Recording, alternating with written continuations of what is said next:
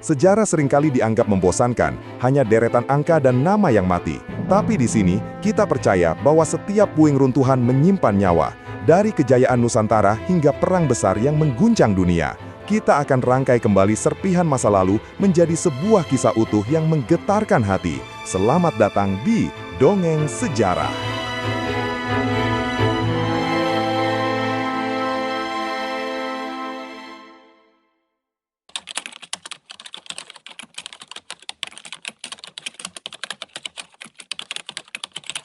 Bismillahirrahmanirrahim.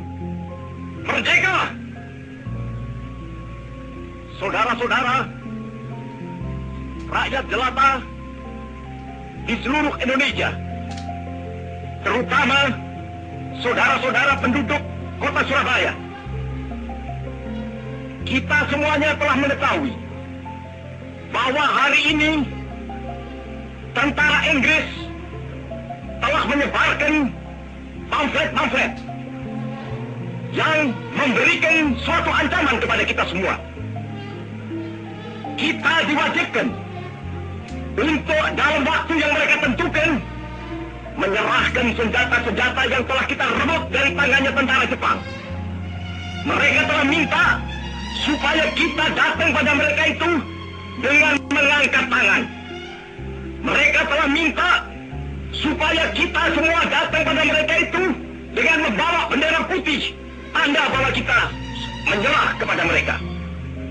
Saudara-saudara, di dalam pertempuran-pertempuran yang lampau, kita sekalian telah menunjukkan bahwa rakyat Indonesia di Surabaya, pemuda-pemuda yang berasal dari Maluku, pemuda-pemuda yang berasal dari Sulawesi, pemuda-pemuda yang berasal dari Pulau Bali, pemuda-pemuda yang berasal dari Kalimantan, pemuda-pemuda dari seluruh Sumatera, pemuda Aceh, pemuda Tapanuli, dan seluruh pemuda Indonesia yang ada di Surabaya ini, di dalam pasukan-pasukan mereka masing-masing, dengan pasukan-pasukan rakyat yang dibentuk di kampung-kampung, telah menunjukkan satu pertahanan yang tidak bisa dijebol, telah menunjukkan satu kekuatan, sehingga mereka itu terjepit di mana-mana.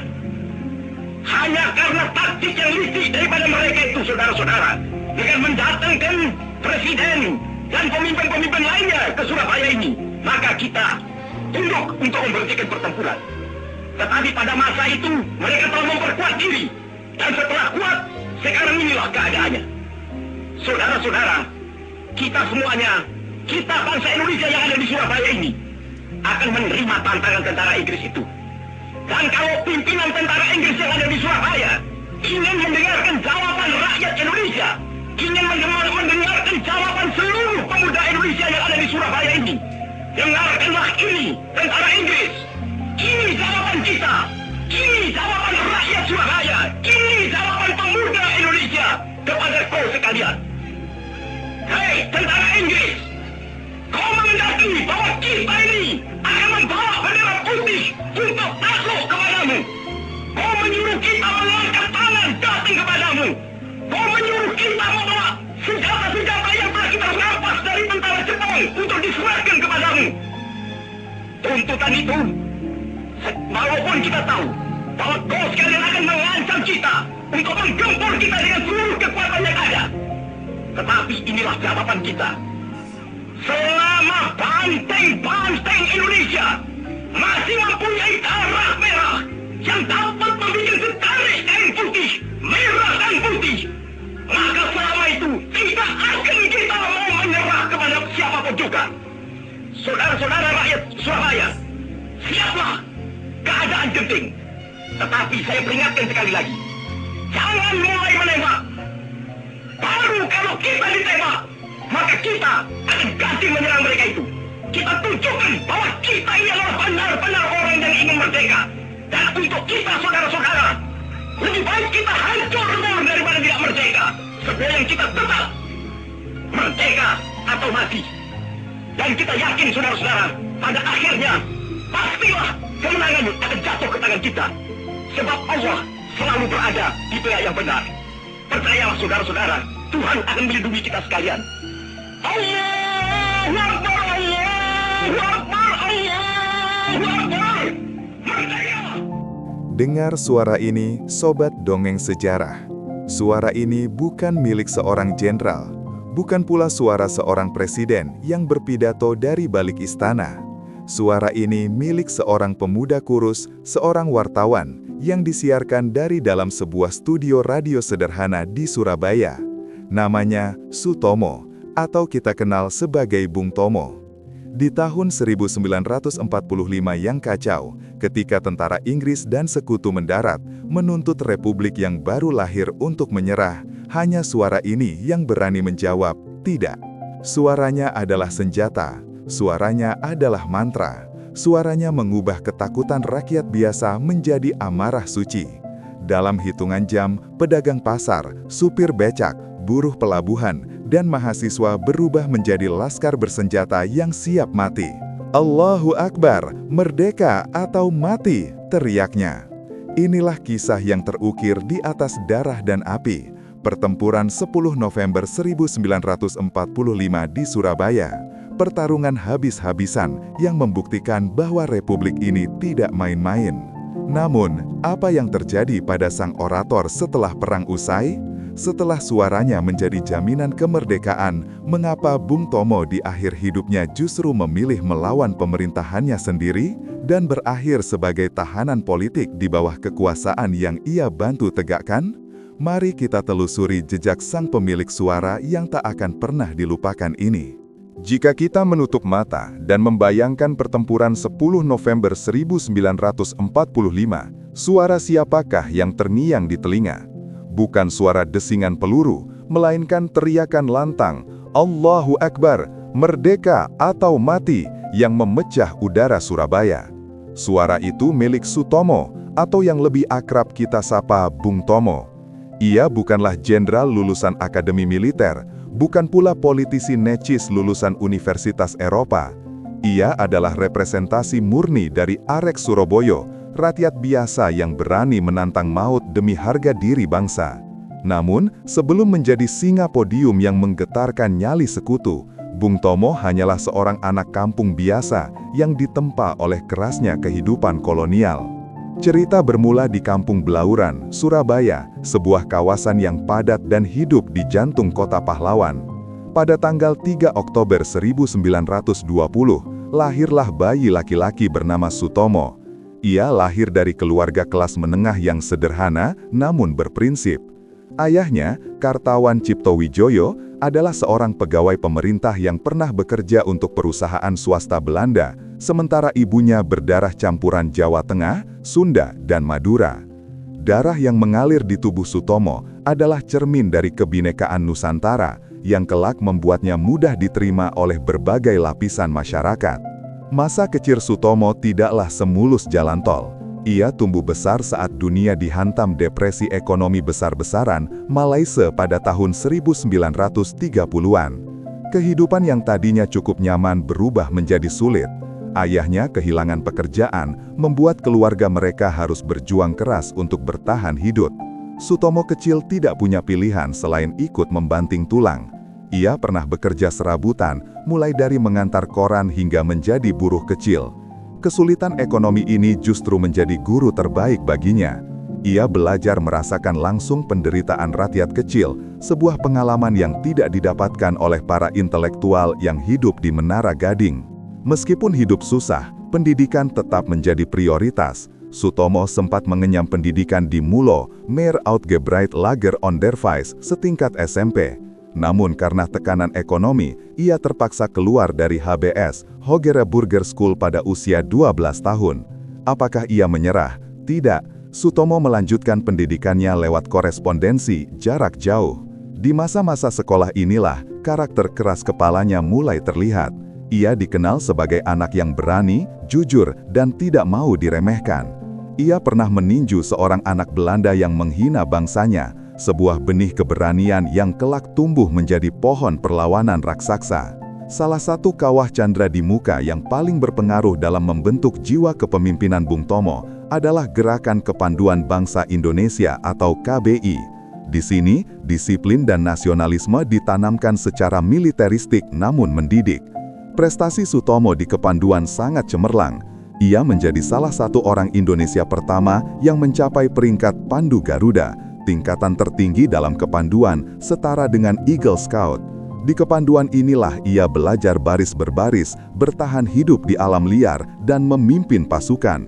Bekal militer dasar yang sangat berguna saat ia memimpin barisan pemberontak rakyat kelak. Beranjak remaja, Sutomo menemukan senjata barunya, kata-kata. Ia terjun ke dunia jurnalisme, menjadi wartawan lepas untuk Harian Suara Umum, Harian Ekspres, dan majalah Pembela Rakyat. Sebagai wartawan muda, matanya semakin terbuka lebar melihat ketidakadilan penjajah. Tulisannya tajam, lugas, dan penuh kritik. Ia tidak menulis dengan bahasa yang rumit dan mendayu-dayu, melainkan dengan bahasa rakyat yang mudah dimengerti dan membakar semangat. Profesinya ini memberinya akses luas untuk bertemu dengan tokoh-tokoh pergerakan dan memahami peta politik yang sedang memanas. Di balik sosoknya yang garang dan meledak-ledak, Sutomo muda adalah pribadi yang religius dan romantis. Ia taat beribadah dan sangat menghormati orang tuanya. Kedekatannya dengan nilai-nilai agama Islam kelak menjadi ciri khas orasinya yang selalu diawali dan diakhiri dengan takbir. Ia menyadari bahwa untuk menggerakkan rakyat Surabaya yang mayoritas santri dan arek-arek kampung, bahasa agama dan bahasa nasionalisme harus disatukan. Inilah formula magis yang kelak ia gunakan, menggabungkan pekik merdeka dengan Allahu Akbar. Menjelang kedatangan Jepang pada tahun 1942, Sutomo telah tumbuh menjadi pemuda yang matang, cerdas, dan memiliki jaringan luas.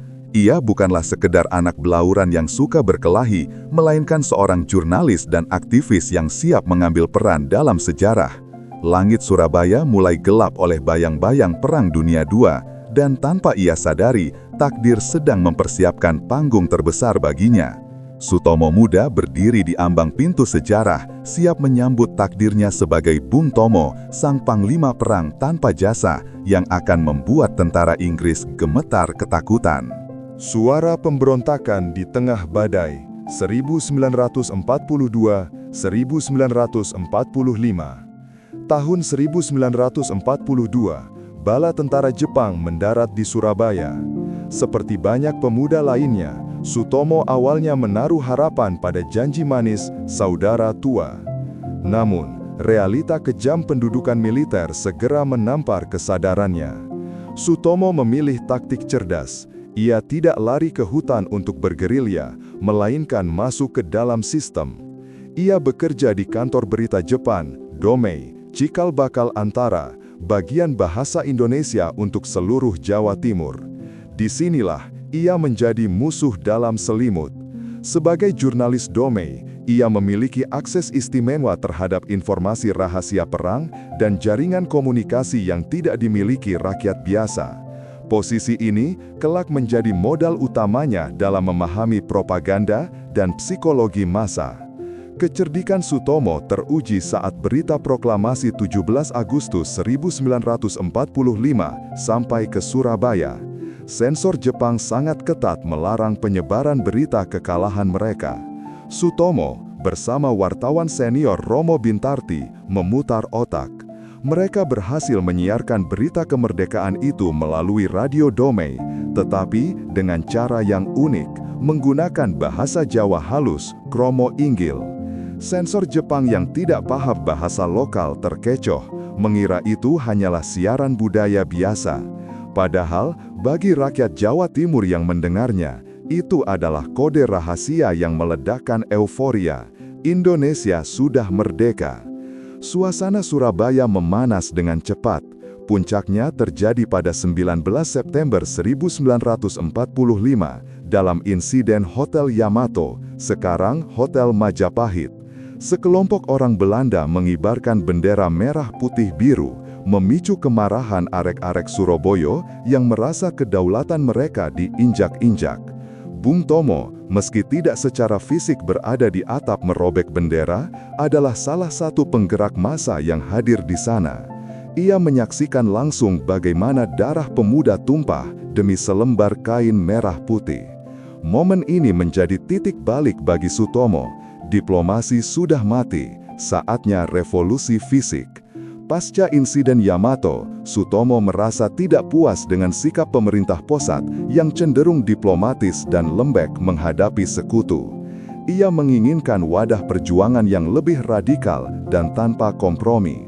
Maka, pada 12 Oktober 1945, ia mendirikan Barisan Pemberontakan Rakyat Indonesia, BPRI. Perhatikan namanya, pemberontakan. Ia sengaja memilih kata provokatif itu untuk menegaskan bahwa rakyat harus memberontak terhadap siapa saja yang ingin menjajah kembali. BPRI unik karena anggotanya lintas golongan, dari santri, buruh, hingga bajul, penjahat pasar yang insaf, semua disatukan oleh karisma Bung Tomo. Sutomo sadar, ia bukan tentara yang jago menembak, senjata utamanya adalah mulutnya. Ia mendirikan radio pemberontakan di Jalan Mawar nomor 4, Surabaya. Pemancarnya ia rakit dari peralatan bekas Jepang yang diselundupkan. Dari studio kecil inilah legenda Bung Tomo lahir. Setiap sore pukul 18.00, suaranya menggelegar lewat gelombang udara, menembus tembok-tembok rumah di seluruh Jawa Timur. Ia tidak berpidato dengan teks resmi. Ia berbicara dengan bahasa hati, bahasa kemarahan, dan bahasa harapan yang membakar darah siapa saja yang mendengarnya. Ciri khas siaran Bung Tomo adalah pembuka dan penutupnya yang ikonik. Ia selalu memulainya dengan Bismillahirrahmanirrahim dan menutupnya dengan pekikan Allahu Akbar sebanyak 3 kali. Mengapa? Sutomo tahu betul sosiologi masyarakat Surabaya yang kental kultur santrinya. Kalimat takbir bukan hanya seruan religius, tapi mantra magis yang menghilangkan rasa takut akan kematian. Dengan pekikan itu, ia mengubah ketakutan menghadapi tank Sherman Inggris menjadi kelinduan akan mati syahid. Rakyat jelata yang tadinya gemetar melihat tentara sekutu, tiba-tiba merasa memiliki kekuatan raksasa. Pada 25 Oktober 1945, Brigada 49 Inggris di bawah pimpinan Brigadir Jenderal A.W.S. Malabi mendarat di Surabaya dengan dalih melucuti tentara Jepang. Bung Tomo menyambut mereka dengan psaiwar, perang urat saraf lewat radionya. Ia secara terbuka mengejek dan menantang Malabi. Ia menyerukan kepada Rajat untuk tidak menyerahkan senjata rampasan Jepang seujung kuku pun. Siaran-siaran provokatif ini membuat Inggris pusing 7 keliling. Malabi bahkan sempat mengeluh bahwa 1 orang penyiar radio ini lebih berbahaya daripada 1 batalion pasukan bersenjata. Ketegangan mencapai puncaknya di akhir Oktober. Gencatan senjata yang rapuh seringkali dilanggar.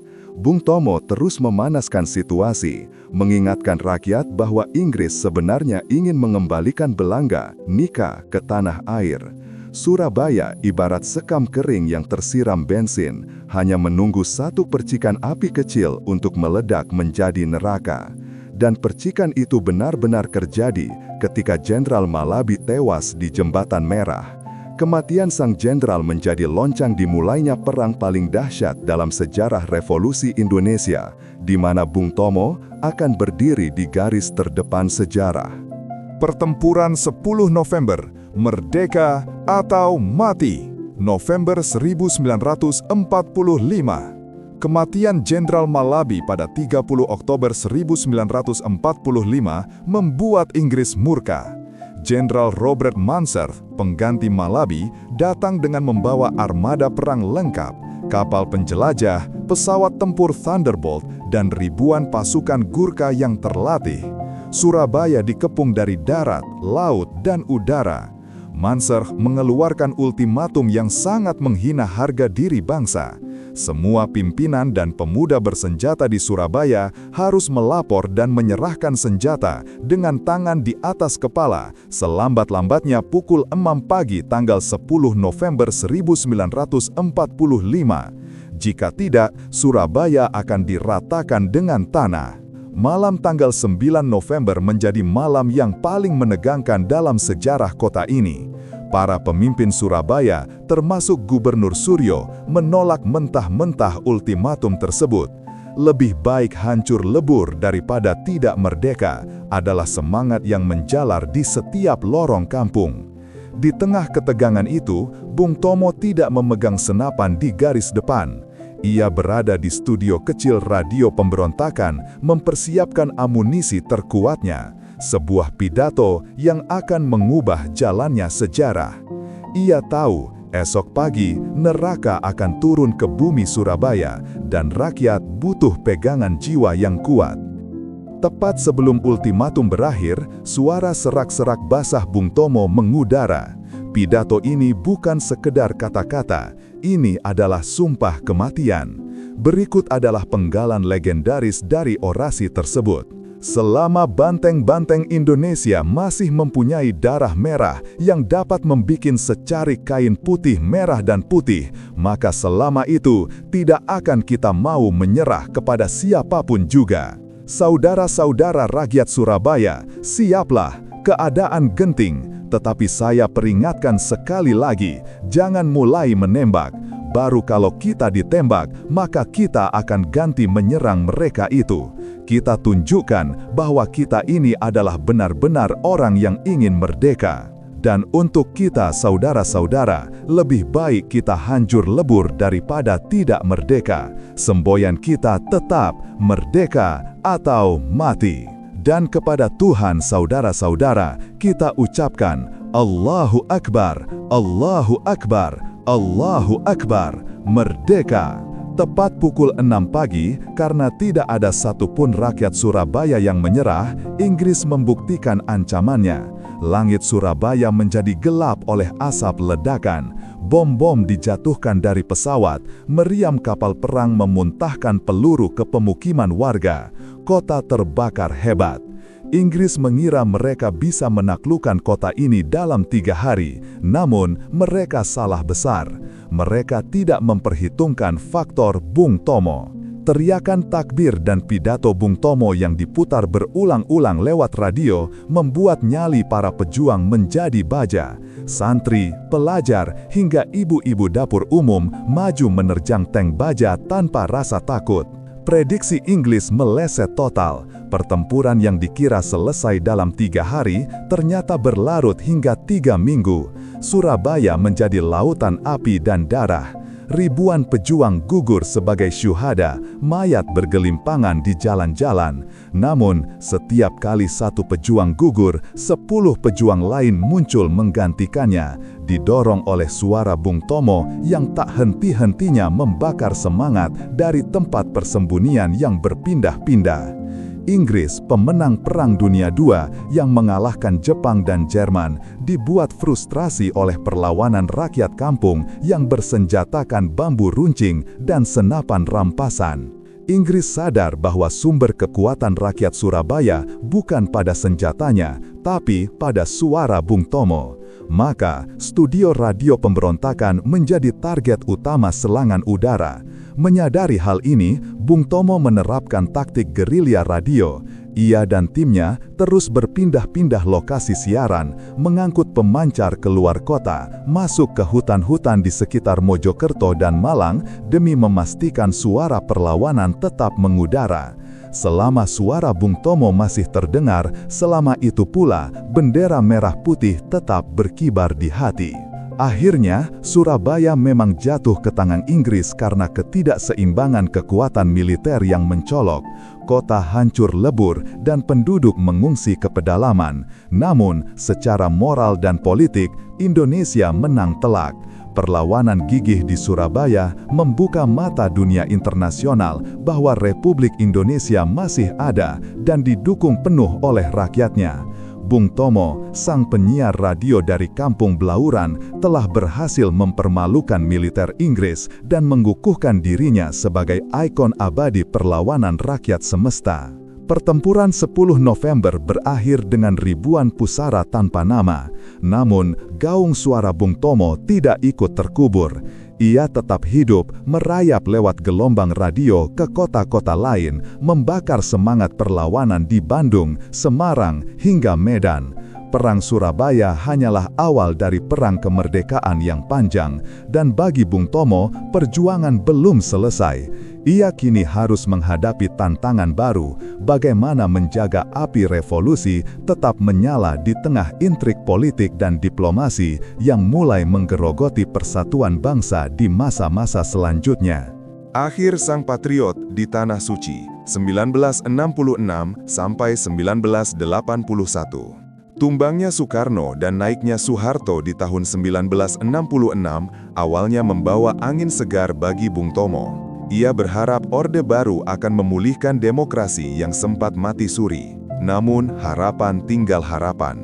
Bung Tomo kembali melihat ketidakadilan. Ia dengan lantang mengkritik proyek pembangunan Taman Mini Indonesia yang dianggap pemborosan di tengah kemiskinan rakyat, serta gurita korupsi yang mulai membelit negara. Suaranya yang dulu membakar semangat 10 November, kini menjadi duri bagi penguasa baru. Ironisnya, patriot yang mempertaruhkan nyawa demi kemerdekaan ini justru ditangkap dan dipenjara oleh bangsanya sendiri pada tahun 1978 tanpa proses pengadilan yang jelas. Setahun mendekam di penjara Nirbaya, Jakarta, menjadi masa perenungan yang sunyi bagi Bung Tomo. Di sana, ia tidak lagi berteriak lewat mikrofon radio. Ia berteriak dalam sujud-sujud panjangnya kepada Tuhan. Penjara tidak mematahkan jiwanya, tapi justru melembutkan hatinya. Di balik tembok dingin itu, sang singa podium bertransformasi menjadi hamba yang pasrah. Ia menyadari bahwa perjuangan politik duniawi penuh dengan intrik yang melelahkan, dan satu-satunya penguasa yang pantas ia abdi hanyalah Allah SWT. Bagaimana hubungannya dengan Bung Karno di masa-masa akhir? Meski pernah menggugatnya di pengadilan, Bung Tomo tidak pernah menyimpan dendam pribadi. Ketika Bung Karno wafat dalam status tahanan rumah yang menyedihkan pada tahun 1970, Bung Tomo adalah salah satu orang yang paling berduka. Ia selalu memisahkan antara kebijakan politik yang ia benci dengan sosok Soekarno yang ia hormati sebagai proklamator. Bagi Bung Tomo, perseteruan mereka adalah perseteruan antara dua saudara yang sama-sama mencintai ibunya, Indonesia, dengan cara yang berbeda. Di masa tuanya, Bung Tomo sering mendoakan sahabat lamanya itu, sebuah bukti kebesaran jiwa seorang negarawan sejati. Setelah bebas dari penjara, Bung Tomo menarik diri sepenuhnya dari panggung politik. Ia menolak tawaran jabatan dan memilih menghabiskan waktu bersama keluarga serta mendalami agama. Pada tahun 1981, kerinduannya untuk menunaikan rukun Islam kelima tak terbendung lagi. Bersama istri tercintanya Sulistina dan anak-anaknya, Bung Tomo berangkat ke Tanah Suci Mekah. Ia tidak berangkat sebagai pahlawan nasional dengan fasilitas VIP, melainkan sebagai jemaah haji biasa yang lebur dalam lautan manusia. Tanggal 7 Oktober 1981, Padang Arafah sedang diselimuti terik matahari dan doa jutaan umat manusia. Bung Tomo sedang menjalani puncak ibadah haji, wukuf. Di tempat yang mustajab itu, ia tampak sangat tenang, wajahnya bersinar, seolah beban perjuangan yang ia pikul selama puluhan tahun telah diangkat dari pundaknya. Tak lama setelah berdoa, tubuhnya lemas. Tanpa rasa sakit yang berkepanjangan, di tengah hamparan Arafah yang suci, Bung Tomo mengembuskan nafas terakhirnya. Ia wafat dalam keadaan husnul khotimah saat sedang menghadap Tuhannya di tempat terbaik dan di waktu terbaik. Kabar wafatnya Bung Tomo mengejutkan tanah air.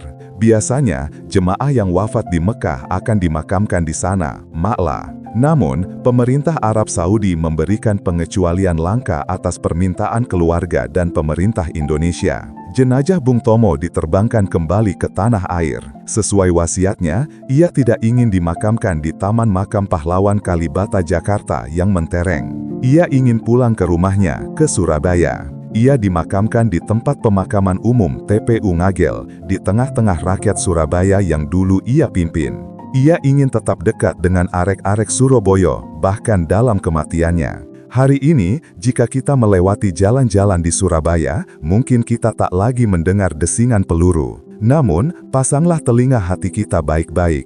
Di antara hiruk-pikuk kota, masih tersisa gema suara serak itu. Selama banteng-banteng Indonesia masih mempunyai darah merah, Bung Tomo mengajarkan kita satu hal, pahlawan bukanlah orang yang tak punya rasa takut. Pahlawan adalah orang yang tetap maju meski kakinya gemetar demi sesuatu yang lebih besar dari nyawanya sendiri. Tidurlah dengan tenang, Bung. Mulutmu mungkin sudah terkunci tanah ngagel, tapi pekikan Allahu Akbarmu telah menjadi detak jantung abadi bangsa ini. Engkau tidak mewariskan tahta, tidak pula harta. Engkau mewariskan keberanian untuk berkata tidak pada penjajahan, dan keberanian untuk berkata merdeka meski nyawa taruhannya. Terima kasih telah menjadi nyala api saat negeri ini gelap gulita. Selamat jalan Panglima. Al-Fatihah. Kisah Bung Tomo adalah kisah yang mengajarkan kita bahwa keberanian sejati seringkali lahir dari mikrofon, bukan dari moncong senapan. Dia adalah pahlawan karena dia berani bersuara. Jika kalian tergetar mendengar semangat perjuangan Bung Tomo, berikan like pada video ini sebagai tanda hormat kita pada keberaniannya. Saya ingin tahu pendapat kalian di kolom komentar. Apa yang akan diperjuangkan Bung Tomo di era digital ini? Apakah kebebasan berpendapat atau keadilan sosial? Tuliskan ide kalian di bawah. Dan agar suara para pahlawan tidak pernah hilang di telan zaman, dukung terus channel Dongeng Sejarah dengan cara subscribe dan nyalakan loncengnya. Mari kita terus kobarkan semangat ini. Sampai jumpa di kisah berikutnya. Merdeka!